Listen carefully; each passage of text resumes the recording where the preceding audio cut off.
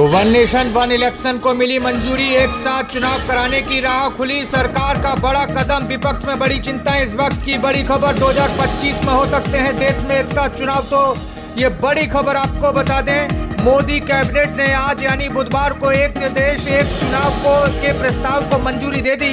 अब देश की 543 लोकसभा सीट और राज्य की कुल 4130 विधानसभा सीटों पर एक साथ चुनाव कराने की राह खुल गई।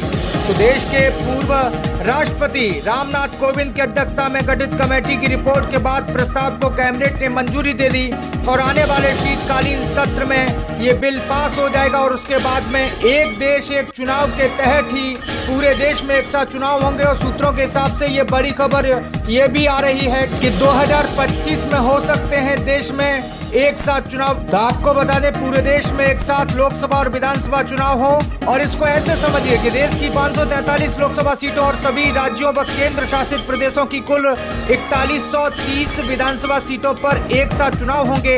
वोटर, सांसद और विधायक चुनने के लिए एक ही दिन एक ही समय पर अपना वोट डाल सकेंगे। अभी क्या होता है कि अभी विधानसभा के चुनाव अलग अलग समय पर होते हैं, लोकसभा के चुनाव अलग समय पर होते हैं। लेकिन अब आने वाले समय में यानी माना यह जा रहा है कि 2025 में विधानसभा और लोकसभा का चुनाव जो है वो एक साथ हो सकता है। आपको बता दें, वन नेशन वन इलेक्शन को लेकर 2 सितंबर 2023 को एक कमेटी गठित की गई थी। इसकी अध्यक्षता पूर्व राष्ट्रपति रामनाथ कोविंद कर रहे थे।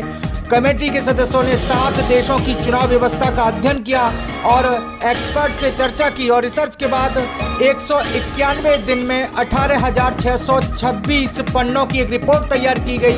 और इस रिपोर्ट के बाद 14 मार्च को राष्ट्रपति द्रौपदी मुर्मू को ये रिपोर्ट सौंपी गई। रिपोर्ट के बाद में अब आज ये बड़ी खबर आ रही है कि एक देश एक चुनाव पर जो प्रस्ताव था उसे मोदी कैबिनेट की मंजूरी मिल चुकी है और अब लोकसभा और विधानसभा चुनाव एक साथ करवाने की राह आसान हो चुकी है।